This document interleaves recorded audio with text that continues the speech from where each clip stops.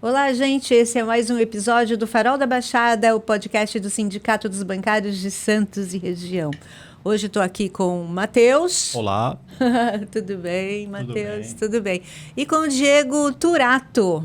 Oi, tudo bom? Obrigada, viu, Diego, por ter aceito o convite.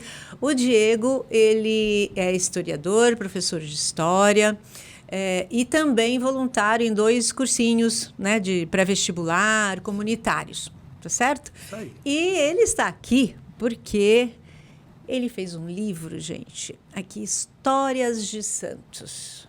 Olha que legal esse livro. Histórias, ou seja, coisas muito curiosas e importantes, né, para nossa cidade. Isso aí. Isso. E aí você trouxe 3 personagens dessa vez, né? O Bonifácio, José Bonifácio, Saturnino Brito e a Maria Lúcia já errei aqui, a Maria Lúcia. A gente estava falando da Maria Ângela, né? Da Maria Lúcia Prandi. Diego, me diga uma coisa, por que esses 3 que você escolheu? Porque tem mais gente, obviamente, você quer sequenciar. Começa a contar aí pra gente, como é que foi isso? Inicialmente, quando a gente pensamos esse projeto, nós pensamos ele em 2023, 2022 para 2023. E era para mim ser o coordenador de um livro com no mínimo 5 a 6 personagens. Então, eu seria um coautor e o organizador do livro com outros autores. E nesses autores teria tudo, teria paridade de gênero, paridade de raça. Então eu convidei amigo que se entende, né, como pessoa preta, parda, convidei amiga, mulher que se entende, né, como mulher. E nós fomos levantar personagens que são personagens históricos, com ricas contribuições aqui na cidade. Acabou que algumas pessoas que falaram, não, eu me comprometo a escrever sobre o personagem tal, eu me comprometo a escrever sobre a personagem tal. Acabou que ficou muito corrido, as pessoas não conseguiram, né? As pessoas não conseguiram. E aí um amigo topou, que é o Gabriel Guache, ele topou, ele escreveu sobre o Bonifácio, ele conseguiu entregar, e eu escrevi 75% da obra. E acabou que foi os autores que tinham ficado para mim dentro da divisão. Então, nós queríamos falar, por exemplo, sobre o Esmeraldo Tarquínio. A gente queria falar sobre ele, né? Só que aí acabou que... E os outros quem eram? Você lembra? Então, um é o Esmeraldo Tarquínio, outra é a Rosânia Mastran, as pessoas que nós queríamos falar. E tinha uma pessoa que queria falar também sobre o Brás Cubas. Sim. Então, a gente queria fazer uma mescla de educação, arte, cultura, política. Mas Santos tem muitas histórias e muitos personagens, né? Qual foi o critério para escolher esses personagens e histórias? Então, inicialmente a gente pensou assim, pessoas que marcaram a história, que marcaram e tem relação profunda com a cidade ao ponto de ser consenso, independente de pensamento político, é consenso que essa pessoa é uma personagem histórica, como a Maria Lúcia Prandi, né? E dentro disso também, nessa primeira obra, além desse critério, nós buscamos um outro critério, que são pessoas que não nasceram em Santos ou que nasceram, mas não viveram em Santos, como é o caso do Bonifácio. O Bonifácio, ele nasceu aqui, mas ele não viveu nada aqui, né?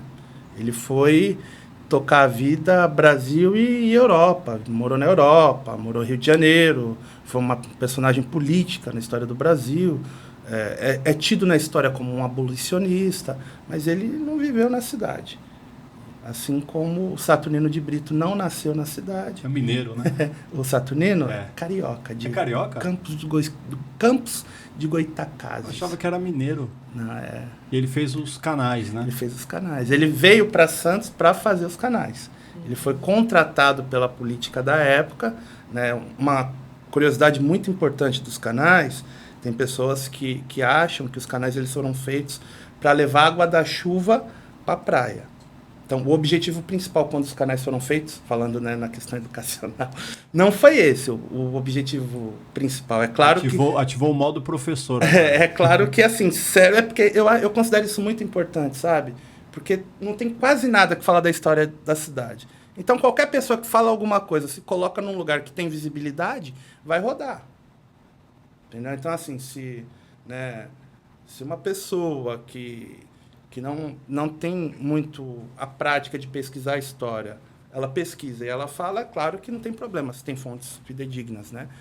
O negócio vai rodar. Então, os canais eles foram feitos inicialmente para levar esgoto da população de Santos, servia também para levar água da chuva, mas a preocupação não era enchente, quase não tinha enchente em 1910, 1912, 1908. Tinha enchente? Tinha, mas quase não tinha. Por quê? Porque o asfalto não era como é hoje, pouquíssimas ruas eram asfaltadas, só as principais, né? Então, a água já emergia em ruas que não tinham asfalto, enfim, né? Depois a gente... Tinha a questão de doença com água parada também, né? Na construção do canal, isso foi um dos grandes critérios para construir o canal. Tinham muitas epidemias. Então, o século XIX, 1800, muita gente morrendo. Aqui, por causa do porto, afetava muito a população aqui. Então, o combate à epidemia, uma das formas, entenderam que higiene simples, como lavar as mãos, escovar os dentes, e a questão da rede de esgoto. Daí que o canal foi feito inicialmente para a rede de esgoto, servia também para levar água da chuva. Servia, mas foi feito inicialmente para levar a rede de esgoto para a praia. Olha que situação, a rede de esgoto, o nosso esgoto, ia para a praia. Por quê? Porque no final do século XIX, começo do século XX, início de 1900, a praia não era um lugar de lazer. Quase ninguém ia para a praia. Quem ia para a praia, o homem ia de terno e gravata, e a mulher ia com aquele vestido longo até o pé. Não existia maiô, biquíni. Quando começou essa onda do maiô lá na Europa, que aí a burguesia litorânea e a burguesia paulista começou a usar o maiô. Aí já era 1920, 1930. Mas até 1910, 1915, a praia não era um lugar de lazer. E para grande população, para a grande massa, a ideia de lazer foi só na década de 90, né? É claro que a grande massa frequentou a praia em 70, em 80, mas não tinha muita ideia de lazer, né? Era trabalhar. Inclusive, veio... meu Deus do céu, né? Eu tô acho que mal hoje de nomes. Mas ela estava falou sobre Saturnino de Brito, né? E quem propiciou que ele viesse e tivesse esse aporte, esse investimento, não foi, na verdade, só o município, foi o governo do estado, porque os cafeicultores, Santos era um grande exportador, né? Era uma saída e entrada de mercadorias. E aqui morria muita gente por conta de doenças, né? Por falta de saneamento também. E, então, os cafeicultores chegaram ali no governador do estado e, olha, a gente precisa sanear aquela área, aquela cidade, para não prejudicar nossas importações e exportações. E aí que primeiro foi outro que veio, outro engenheiro, começou... E aí veio o Saturnino de Brito para fazer. Inclusive, ele fez diversas avenidas, né? Afonso Pena, arborizadas, comprou briga com pessoas que tinham grande extensão de terras aqui, com a Câmara de Santos também, por conta de impostos, e que ele tinha que desapropriar para poder fazer essas avenidas, Afonso Pena, arborizadas. Então, ele pensou... nesses canais que eram do centro até a praia, até a orla, ele pensou nas avenidas perpendiculares, cruzando. Então, até a ponta da praia, sabe? Então, foi mais até que os canais, né? Quando ele foi escolhido, um dos critérios é pela a visão de futuro que ele tinha. Porque você para pensar que é um período que não tinha carro. Não tinha carro, era o grande transporte, era o animal, né? E ele fazer os canais como ele fez, pensar a orla da praia como foi pensado. É claro que hoje Santos é uma das cidades no Brasil que mais tem carro, então fica inviável, né? Fica inviável. Mas, na época, o que o Saturnino pensou foi visionário. E pelo fato de não ter a ideia da praia como um lugar de lazer, o esgoto vai para lá. Isso depois a gente já teve que mudar. Mas foi uma grande contribuição, né? Período que o governo do estado, claro que o governo do estado apita em vários municípios até hoje, com poder econômico, pela representatividade dentro da democracia. Mas naquele período, apitava muito o governo do estado. Você para pensar que onde hoje é o Museu Pelé, aquilo era um prédio que foi construído para ser um palácio do governo do estado. Onde foi o Museu Pelé. Foi construído na época aí que o Saturnino chegou, final de 1800. Então, ali foi construído para ser um palácio, justamente porque o pessoal do café apitava.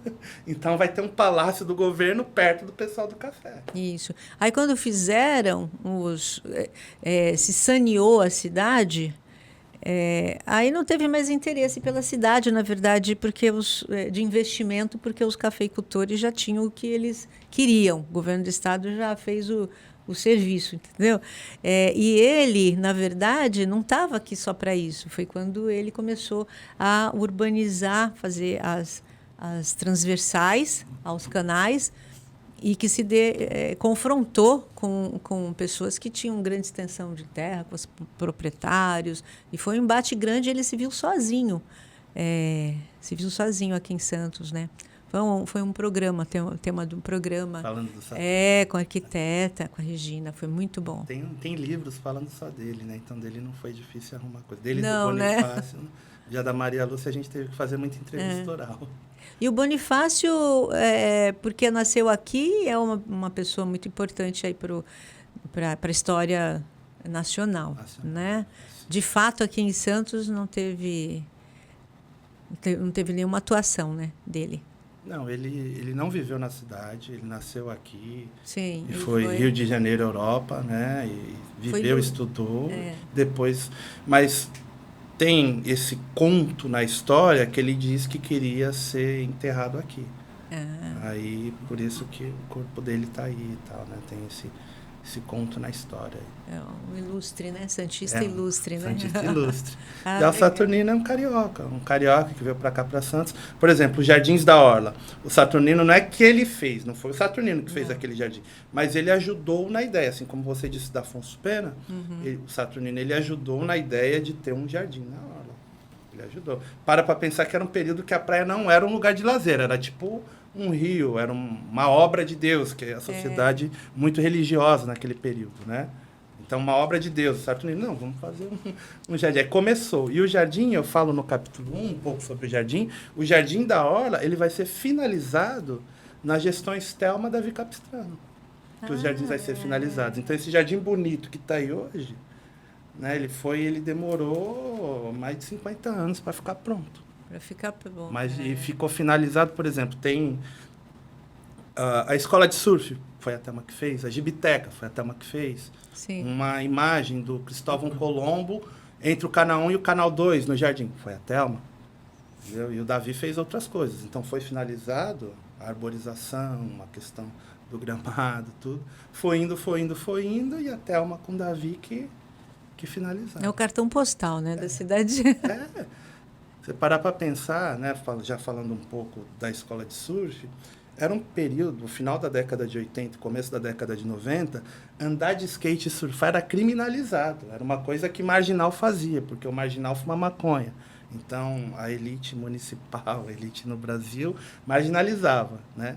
Aí a Thelma pegou e fez a escola de surf, porque os surfistas foram conversar com ela. Não, eu apoio. Teve uma época que até jogar futebol era criminalizado, né? Samba. Lá atrás. O samba, principalmente. O futebol foi muito pouco, porque os grandes clubes foram fundados por colonizadores. O Corinthians fundado por inglês, né? A Portuguesa Santista, já diz português. Aí tem a Portuguesa da cidade de São Paulo. Aí tem a Portuguesa do Rio de Janeiro. O Jabaquara foi fundado pelos espanhóis. Então o futebol não sofreu um pouquinho, mas não muito. Né? Não muito. Começou a sofrer quando começou a ter preto bom de atleta. Aí ele tomava o lugar dos colonizadores, aí sofria. Mas o samba, nossa, o samba até a década de 60, 70 era criminalizado. Começou a deixar de ser marginalizado na década de 80 e 90, quando começa a ir para a TV aberta. Ali quando sai, né, a primeira lei para ficar um pouco mais branda, a ditadura 85, tal, mas já final de 70, começo de 80 já começou a ir para televisão. Então foi quando começou a... É o que o funk sofre hoje. Hoje o funk, ele é criminalizado. E, por exemplo, falando um pouco de política nacional, pessoas que gostam do Hitler, pessoas que gostam do fascismo, querem criminalizar o funk. Não significa que todo mundo tem que ouvir funk. Você não gosta de um gênero musical, você não ouve. Eu, por exemplo, alguns gêneros musicais eu não ouço muito, né? Mas, assim, você criminalizar para você tentar ganhar voto ou simplesmente porque você não gosta, então isso está acontecendo. Tem uma lei que está em trâmite em vários municípios, em várias câmaras federais, que é a lei anti-Oruan. Oruan é um cantor de funk do Rio de Janeiro, um garoto periférico, que é filho de um grande traficante do Rio de Janeiro, que optou por não ser traficante. Ele optou por cantar, por trabalhar cantando, por ser um artista. E está muito bem sucedido cantando, né? E aí a direita pega e marginaliza. Então, hoje o funk é marginalizado. Essa coisa de fazer de personagens de fora de Santos que tem obra em Santos me lembrou do deputado Rubens Paiva, que fez um prédio aqui no Canal 1 com a praia, né? E se até eu vi uma postagem sua, tem uma ideia de pôr um busto dele, é isso? O Rubens Paiva, ele construiu 2 prédios na cidade. Ele nasceu aqui, né, na cidade, morou aqui, casou-se e depois se mudou para São Vicente, uma big casa, né, em São Vicente. E enquanto uma pessoa regional do litoral paulista, o Rubens Paiva, ele é engenheiro e participou da construção de 2 prédios. Um na esquina da Pinheiro Machado com a praia, que é o edifício Porto Fino, e outro no Gonzaga, em frente à orla, entre o Canal 2 e a Ana Costa, que é o Porto Velho. Os 2 são muito parecidos, a fachada, né? O construtor, ele tem esse negócio de fazer a fachada parecida. Então, eu apresentei um requerimento na prefeitura, e nesse requerimento eu estou enviando ao prefeito com indicações para a Secretaria de Obras, Secretaria de Cultura e Secretaria da Casa Civil, que é quem faz a política de tudo lá do prefeito, para ter um busto ali na região do prédio do Canal 1, eu não sei onde seria o melhor lugar, isso daí o pessoal da Secretaria de Obras que tem que ver, mas em homenagem ao Rubens Paiva. Sim. E no outro prédio, que é em frente à orla, eu pedi uma placa explicando, porque assim, não é questão de política, de ideologia, a questão não é essa, a questão é cultura, é educação, é patrimônio, é resgate à memória. E uma cidade como Santos, que acolhe tanta gente do Brasil e do mundo o ano todo, será que não seria bom para a cidade? Quem gosta da cidade? Será que tem alguma coisa de negativa nisso? Ter um busto do Rubens Paiva, ter uma placa indicativa, olha, esses prédios aqui. Eu acho que até os moradores do prédio iam querer, sabe? Assim, acho que é uma coisa lá de política, para lá. E pedir também a reforma do terminal do Valongo, terminal rodoviário ali, Sim. do ônibus, porque ele já leva o nome, né, do deputado Rubens Paiva. Sim. Tá, infelizmente, né? Tá feia ali a fachada, né? Tá muito abandonada. Aí eu pedi para... Vamos ver se eles respondem ao requerimento, vamos ver quais os desdobramentos. É capaz, né? Agora que está em alta, né? Porque agora todo mundo sabe da história dele, né? Todo mundo sabia. E quanto tempo para se ter o documento de óbito, não é isso? É uma vergonha. Então, assim, esse reconhecimento, né? Então, eu acho que é o momento. Não é, Diego? É um momento mais propício, até quando vai ter a votação do Oscar. Isso. Você vê que no Rio de Janeiro tem uma estação que tem um busto do Rubens Paiva, no Rio de Janeiro. O pessoal vai lá e tira selfie. Então, assim, isso o morador, né, de lá do Rio de Janeiro. Meu, isso na orla da praia ali, pertinho, só ia deixar mais bela essa cidade bonita. É verdade. Aí falando aqui do livro, voltando ao livro, então a gente falou um pouco de Saturnino e do José Bonifácio. Tem alguma história assim curiosa, alguma coisa que a gente não tocou aí dos dois? Eu acho que o que eu não botei ali, mas que a gente comentou aqui, que o munícipe santista, ele acha que o Saturnino nasceu na cidade, né? Ele acha que... a maioria, quando eu converso, e até colegas que se formaram em história, assim, né? Algumas coisas da história regional, na faculdade de história você tem um semestre. Então, um semestre passa voando, você não pega muita coisa e muita coisa nem dá para passar. O Saturnino, ele não nasceu, que a gente comentou, ele não nasceu na cidade, ele é de Campos de Goytacazes, tem muita obra, muita coisa que ele fez lá, esse desenvolvimento dele, esse engenheiro sanitarista que ele foi. Então, ele produziu muita coisa no Brasil, semelhantes aos canais, semelhantes à rua, à avenida. E não foi só em Campos do Goytacazes, teve em outros municípios também, no próprio Rio de Janeiro. Ele tem obras dele no Rio de Janeiro, obras nas questões de infraestrutura. E o Bonifácio é essa outra grande curiosidade, que ninguém é obrigado a estudar história, né? Mas quem não tenta ler um pouquinho, acha que o Bonifácio foi tipo um prefeito de Santos, foi uma pessoa que construiu Santos. Ele é um grande brasileiro, nasceu aqui, mas quase não viveu. Ele quase... Ele é uma personalidade, ele é uma pessoa que é homenageada há muitos anos, mas ele viveu muito pouco aqui em Santos. A vida dele, ele tocou no Rio de Janeiro, ele estudou na Europa. Agora, aqui tem uma personalidade mais contemporânea, né? É até engraçado, porque é o Bonifácio, depois meio termo aqui o Saturnino, e atual, embora não esteja mais, infelizmente, com a gente, mas a Maria Lúcia Prandi, né? O que te levou a... O que despertou aí para você fazer a pesquisa sobre ela? Ela que foi professora, você é professor, né? Então, teve essa questão de um dos critérios, uma pessoa que é marcante na história. E eu acho que algumas pessoas a gente não pode deixar o tempo apagar. Você vê que tem uma escola com o nome dela, da Maria Lúcia Prandi, uma escola ali na Zona Noroeste, próximo da Areia Branca, um colégio pequeno. Mas todos nós conhecemos ela, vivemos com ela, porém, como eu não participei muito ativamente das campanhas políticas dela e não fui aluno dela, que ela foi professora, eu não convivi muito perto. E quando eu fiz a pesquisa, eu falei, puxa, ia ser rico para mim se eu pudesse estar mais perto dessa mulher. Que mulher sensacional! Que mulher sensacional! Então, a história dela começa na cidade de Santos. Os pais dela são do interior de São Paulo. E ela nasceu no interior de São Paulo. Aí a família dela, como várias famílias que vivem na cidade de Santos, são do interior. Por exemplo, o meu pai é do Paraná e minha mãe é do interior de São Paulo. Então, várias famílias do interior vêm, ou de outros estados, vêm para a cidade. Os pais delas veio, ela tinha entre 9 e 10 anos de idade.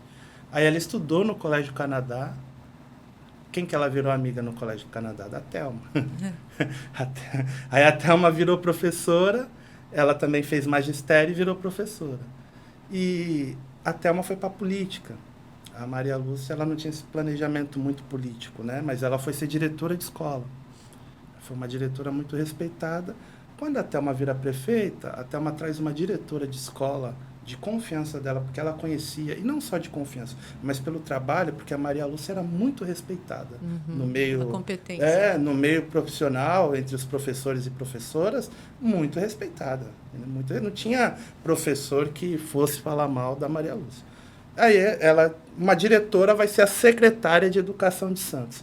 E o que acontece? Quando a Maria Lúcia vai ser secretária de Educação, era um período que, para ter uma vaga na creche, Matheus, tinha que ter um vereador padrinho, senão não tinha. Então, as crianças não estudavam. Eu estou falando de Santos, tá? Não estou falando de Praia Grande, de São Vicente de Couto. Estou falando de Santos, a cidade de Santos. A cidade de Santos, quando a Thelma assume a prefeitura, que a Thelma traz a Maria Lúcia para ser secretária de Educação, não tinha vaga em creche, não tinha vaga em escola. Entendeu? Então, isso que eu estou falando, vou fazer 40 anos de idade. O pessoal da minha idade sabe disso, o pessoal que tem 41, 42, né? O pessoal sabe disso, sabe que não tinha vaga. Ah, não, minha mãe... Quando eu converso com algum amigo, né? Não, realmente, minha mãe... Tá. E a Maria Lúcia, ela entra na Secretaria Municipal para ser a gestora da educação na cidade. Ela chega... Uma questão, a educação é para todo mundo. Então, uma criança não pode ficar sem uma escola. Aí começa a correria para construir escola e construir creche. Aí sai o Colégio Florestan Fernandes, entre outras coisas, né? Que aí é uma correria que dura 8 anos. Você para pensar que vários munícipes, né? Era uma outra época, era uma época que tinha bastante criança, né? 1989, 1991, 1992, tinha bastante criança, diferente de hoje. Hoje tem muita criança, mas em algumas partes específicas da cidade. Na parte da praia nem tanto. Naquela época, na parte da praia, tinha bastante criança. Né? Por isso, por exemplo, que o Colégio Florestan Fernandes foi criado. Né? Mas a Maria Lúcia, ela é uma colega de infância da Thelma, ambas vão ser professoras. Aí a Maria Lúcia vai ser diretora de escola, a Thelma entra para a política, Thelma também faz faculdade de Direito, vai ser advogada, faz mestrado. E a Maria Lúcia, além de ser pedagoga, a Maria Lúcia fez faculdade de História, estudou na Unisantos.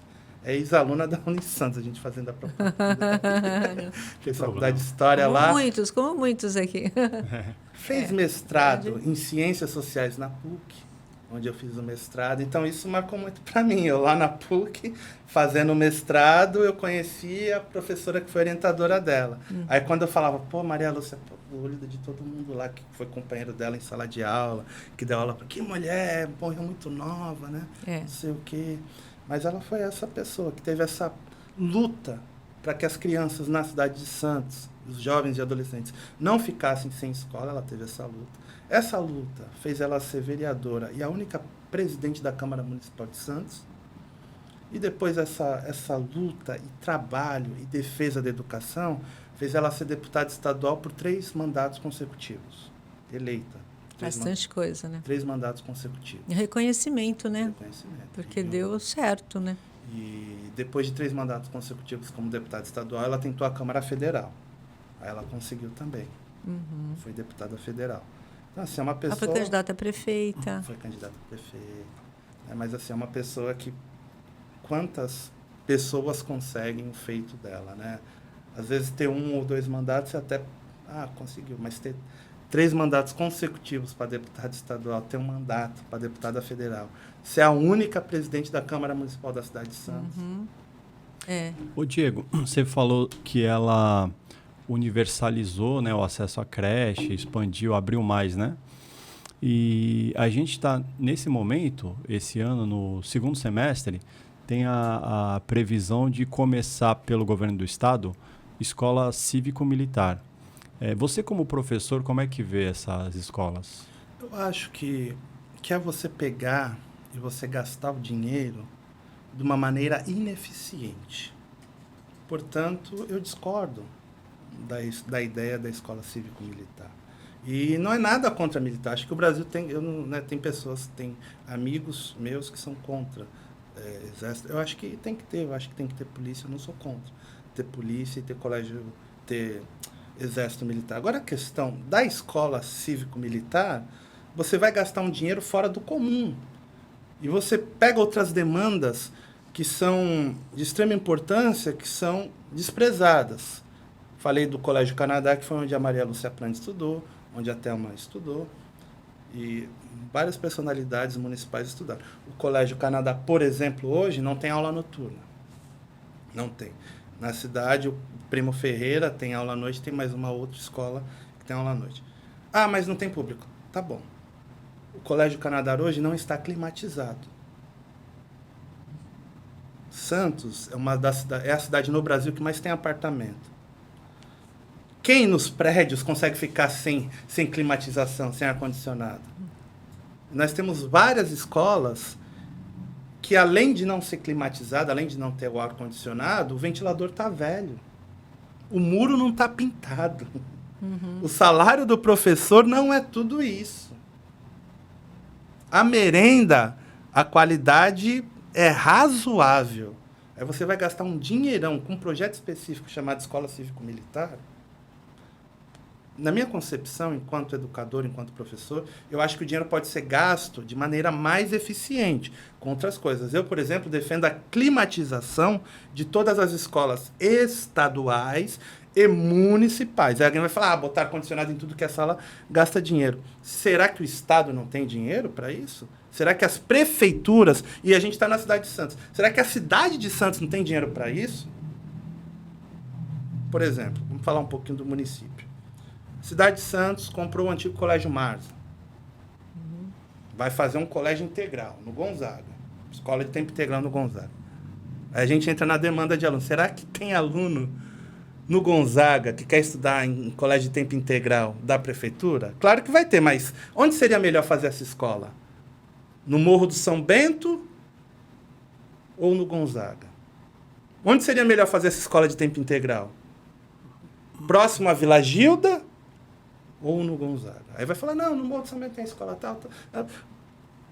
O período integral na cidade de Santos, que às vezes é chamado de contraturno, Ele muitas vezes, não sei se todo mundo que está ouvindo a gente tem ciência disso, ele é feito em escolas diferentes. Então, a criança do morro, de manhã está em uma escola para fazer o contraturno, sai dessa escola que ela está de manhã, uma criança de 11 anos, de 10 anos de idade. Sai dessa escola que é no morro, por exemplo, do São Bento, e vai para uma escola no Jabaquara. Os morros são perto, as crianças estão acostumadas a andar sem os pais, mas é meio perigoso.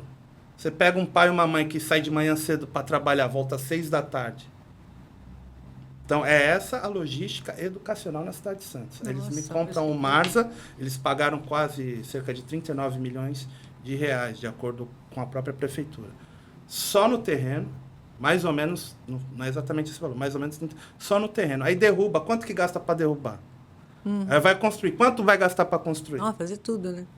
Ou seja, era um dinheiro que você começa a trocar a fiação, climatizar, e eu tenho a ideia de colocar energia solar. E colocar energia solar em escolas municipais, nossa.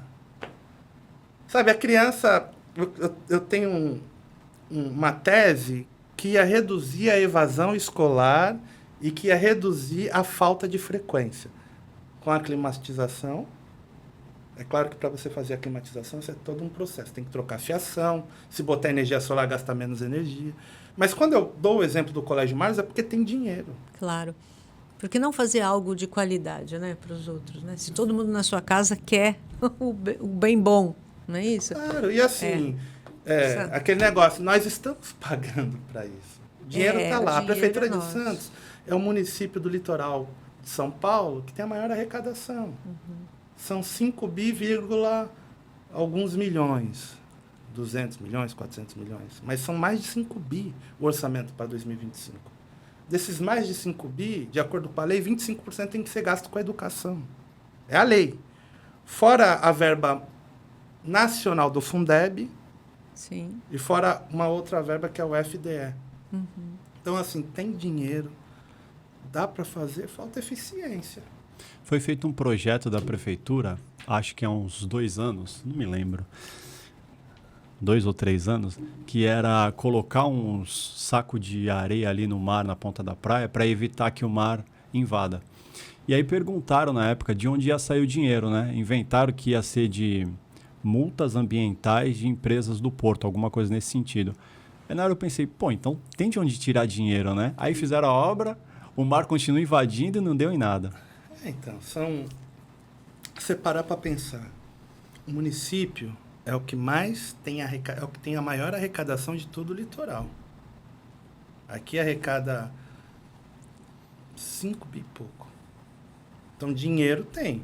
O negócio é como gastar esse dinheiro, como fazer as coisas, né? E olhando para a educação, que é uma área que eu conheço um pouquinho mais, que eu sei um pouquinho mais, o salário dos nossos professores, os professores na cidade de Santos, é inferior ao salário de quem trabalha em Cubatão, é inferior ao salário de um professor no Guarujá, é inferior ao salário de um professor em São Vicente. E não era. Não era. Só que aí entram pessoas, um grupo que está aí, sei lá, quase 20 anos, um grupo que antecedeu esse grupo, que a educação é prioridade para inglês ver, aquele ditado que é utilizado, para inglês ver. Sabe, reforma uma fachada, faz uma escola bonita, mas assim, você vai lá na escola, por exemplo, uma escola, se você está vindo da rodoviária de Santos, atravessa o túnel, sentido a Santa Casa de Santos, do lado direito tem uma escola bem bonita, até lembro o nome, mas não vou falar, um prédio bonito que fizeram lá, Sim. Uma escola municipal. Aquela escola, crianças de 5 anos têm que subir escada. Que é o forte ali é a educação infantil. Então, assim, é um prédio de 3 andares. Ou seja, quem constrói, quem tem a ideia, não entra em sala de aula para dar aula, não visita escola, não vê como é que é a merenda. Então, a merenda fica de péssima qualidade, fica razoável. E tem esses contratempos de uma criança de 5 anos ter que subir escada para ir para a sala de aula. Entendeu? E dá cartaz, né, dizer que valoriza a educação, que é boa a educação.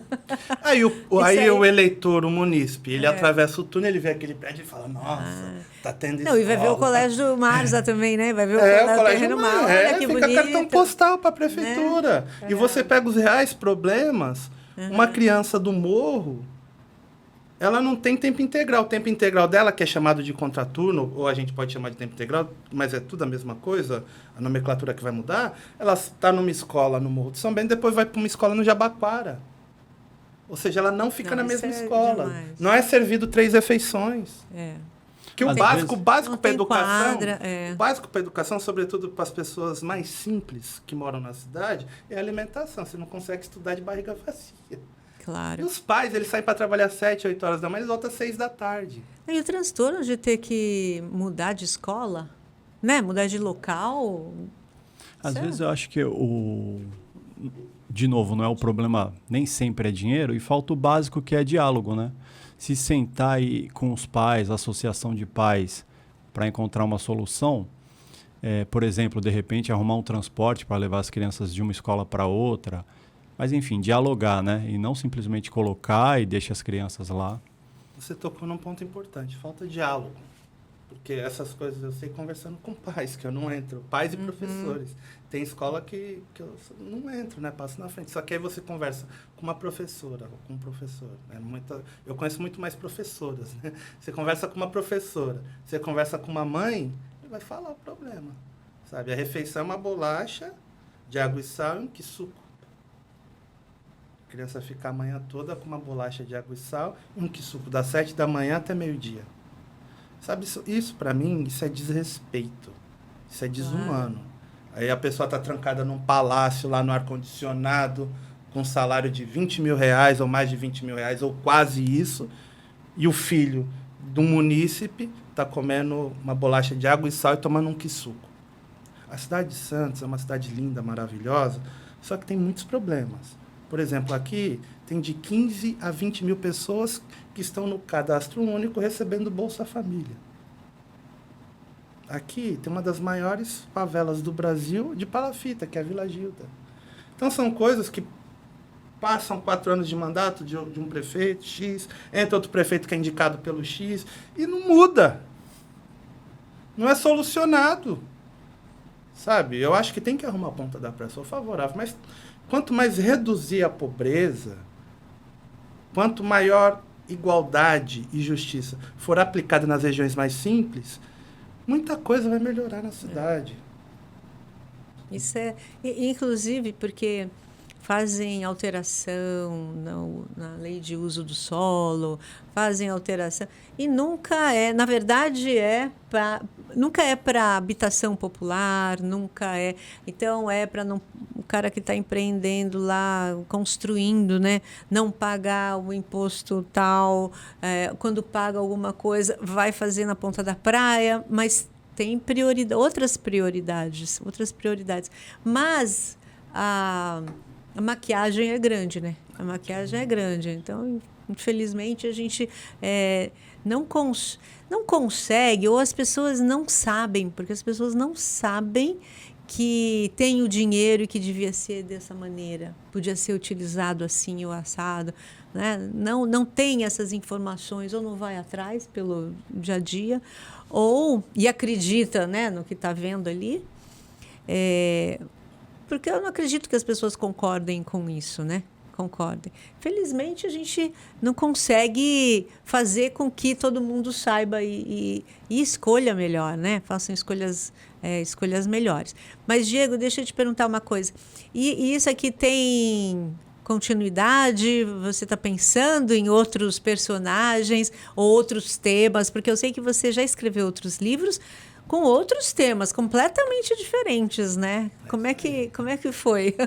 Então, nós temos ideia de dar a continuidade, a gente só não sabe quando, porque, graças a Deus, eu sou muito ocupado, tenho bastante coisa para fazer, e você parar para escrever, tenho que ter muita objetividade. Mas, por exemplo, outros personagens podem ser explorados. O Pelé é uma personalidade santista, né?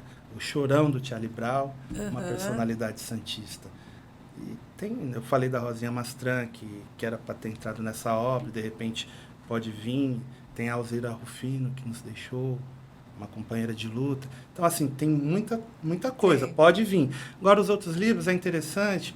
Por exemplo, eu tenho um livro que eu falo sobre o início do curso superior na cidade de Santos. Esse livro, eu nem tenho mais ele impresso, mas tem alguns exemplares para vender na internet, né, que eu deixei numa livraria em São Paulo. Quase ninguém sabe qual foi a primeira faculdade de Santos. E hoje nem o Google aponta mais qual foi a primeira faculdade de Santos. A primeira faculdade de Santos ela foi em 1929 e foi uma faculdade de farmácia e odontologia, onde hoje é o Museu Pelé. Lá foi construído um prédio para ser o prédio do governo do estado. Do governo. Aí foi passando em 1929. Naquele contexto das epidemias, era um período que o farmacêutico ele era tipo um curandeiro. Você está passando mal, você não ia no Guilherme Álvares, você ia no seu Valdemar da farmácia. O seu Valdemar te receitava o que você toma. Então, a faculdade de farmácia e odontologia, em 1929, quando surge, era uma faculdade estadual. Né? Na época, não era governador de estado que se chamava, era presidente de estado. O presidente do estado de São Paulo, naquele período, era um cara chamado Júlio Prestes, que não tem nada a ver com o Luiz Prestes, né? Era um cara representante da elite e tal, nem todo mundo votava. Mas ele construiu essa faculdade e quase ninguém sabe. A faculdade durou pouco tempo. Na pesquisa que eu fiz, eu levantei foto do corpo docente, edital do vestibular para você entrar no vestibular, né? E levantei nome de professores do corpo docente, sabe? Assim, que hoje tem praças com o nome deles e tal. Enfim, e é uma coisa rica para o município, porém a gente não consegue levar alguns conteúdos para todo mundo, nem todo mundo sabe. Você falou muito bem sobre a questão da educação, que as pessoas não concordam. A história de algumas coisas é assim também. Por exemplo, muita gente não sabe que tem esse livro. Vai passar 5 anos e muita gente não vai saber que tem esse livro. Mas, gente, vocês estão sabendo, hein? Histórias de Santos, Diego Turrato. E Gabriel Guasti. O Gabriel ele escreveu sobre o Bonifácio. E, sim, aí você escreveu sobre a primeira faculdade de Santos, mas tem mais, né? Eu tenho um livro que eu falo sobre o Santos Futebol Clube. O título desse livro é 2011, Ano Mágico. Colocou quando o Santos caiu também, não? Não, esse é 2011. Tá tudo errado, tá vendo? 2011, Ano Mágico. Da história. Esse eu falo só sobre o ano de 2011. Nesse eu consegui ser um coordenador do livro e eu tenho ali mais 4 ou 5 autores que me ajudaram, né? A ideia inicial também era escrever um capítulo só, acabou que eu escrevi acho que uns 2 ou 3. Você tem que falar assim, eu vou escrever, sou eu que vou escrever e pronto, né? Não, fica mais fácil quando a gente escreve sozinho. Sozinho. Fica mais fácil, igual esse que eu falo sobre o início do curso superior em Santos. Nesse eu escrevi sozinho e fica mais fácil, mas gasta mais tempo. Você tem que... Enfim, E foram esses 3 livros que você escreveu? Tenho esses 3 e eu tenho um que eu falo sobre cristianismo. Então, muito eclético. Esse que eu falo sobre cristianismo, eu toco muito no cristianismo protestante, que é o que é chamado de evangélico. Esse eu falo sobre missão e prioridade da igreja. Serve para catolicismo também, dá para você adquirir. Eu vou te dar de presente esse. Você lê lá com as colegas da missa. E o que acontece? Eu tento falar, por mais que eu fale sobre protestantismo, eu entro no catolicismo porque tem Bíblia, né? Missão e prioridade da igreja. A gente, muitas vezes, muitas igrejas e comunidade de fé é um contexto que eu vivi. Além de eu viver, quando eu escrevi esse livro, eu entrevistei bastante pastor, sabe? Padre eu não entrevistei, mas pastor eu entrevistei alguns, sabe? Você é evangélico? Eu sou. Tá. Então eu entrevistei alguns. Entrevistei, 10 ou mais, 20, 30. Entrevistei uma quantidade grande. Eu tento falar o que deve ser de acordo com os apontamentos da Bíblia, porque para o cristão e para o católico, a Bíblia é um livro sensacional. Um livro assim que vai guiar a minha vida. Para quem é cristão e protestante, evangélico, ou para quem é católico, né? O cristão católico. E de acordo com os apontamentos da Bíblia, eu trago uma tese de que a missão e a prioridade é amar. Essa a tese que eu defendo lá, a teoria que eu defendo neste. E o que os pastores falaram? Não, a prioridade é... A entrevista que eu fiz com eles, eu fiz mais com pastores da Igreja Batista, que é a igreja que eu frequento, né? A Igreja Batista. Então, eu entrevistei basicamente só pastor de Igreja Batista. Eu perguntava o que eles entendem que está errado na igreja. Aí cada um vinha com... Né? Porque ali na minha tese eu trago que o que está errado é a falta de amor.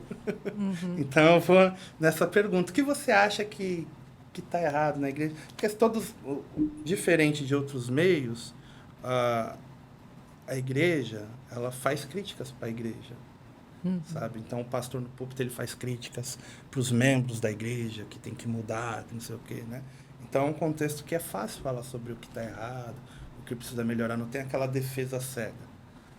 E aí falta fazer isso, falta ser mais voluntário, falta com as suas linguagens específicas, não com esses termos, né? Mas falta ter mais voluntários, falta não sei o quê, né? E eu defendo a tese de o que falta é o amor. Falta gente, porque quando você quer amar, você nega a si mesmo, né? Se você não tiver uma atitude de negar a si mesmo, fica difícil você amar. Você pega os casamentos que são longevos, ou as relações de amizade que são longevas, qualquer coisa que tem convívios de pessoas que dura bastante tempo, que não envolve dinheiro, envolve amor. Então, se não envolve dinheiro, envolve amor, porque o amor é o que...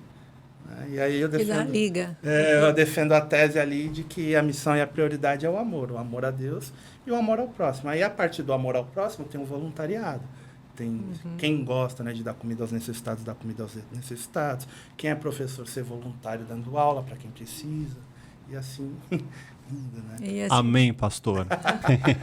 São vários temas de interesse, né? Eu acho legal isso, porque não tem uma linha. Geralmente é assim, né?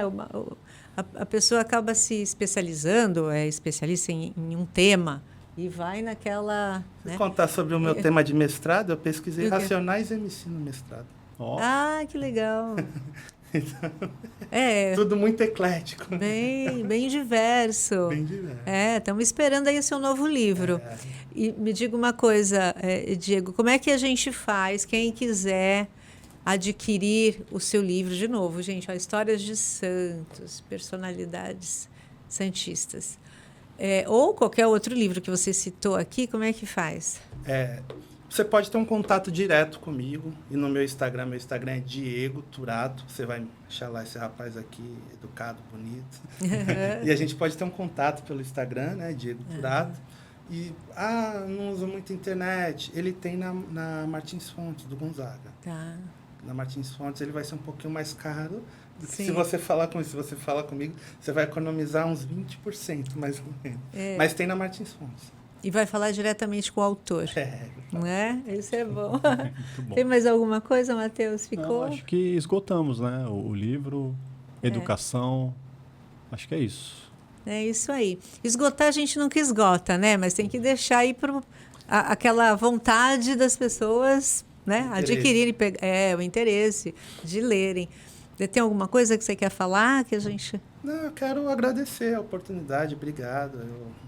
Eu lembro que quando eu estava no mestrado, eu fiz o mestrado 2022 e 2023, né? Tinha uma colega ela é uma colega que é jornalista, escreve para o UOL, enfim, né? Assim, escreve para os grandes tabloides aí. Ela fez uma matéria sobre os problemas ambientais em Cubatão. E ela, na época, eu não sei se o presidente era o Big, quem que era, ela entrevistou o Big. Eu falei para ela, pô, eu moro lá perto, né? Eu vejo o Big direto. Quando o Plínio, que foi candidato do PSOL, veio, eu estava estudando naquela época, né? Eu venho, sempre falo, tal, mas eu nunca fui lá assim como um convidado para bater um papo, né? Fala de mim, tá? E acabou que não aconteceu. Então eu já estou aqui quase que, né? Tô com o sindicato. Tem aqui, que ir lá no sindicato. Com a diretoria do sindicato. Tem que tomar um café com a gente. Com a diretoria do sindicato. É isso aí. Então eu agradeço. Obrigado, Matheus. Obrigado, Eneida. Obrigado à companheira que está ali. A Julie. Obrigado. A Juju. Eu agradeço. A gente que agradece, viu, Diego? Muito bom. Gente, olha, não se esqueçam de se inscrever no canal, de compartilhar, ativar o sininho, ajudar a gente a divulgar os nossos programas, tá certo? Valeu, até a próxima quinta. Tchau, tchau. Tchau.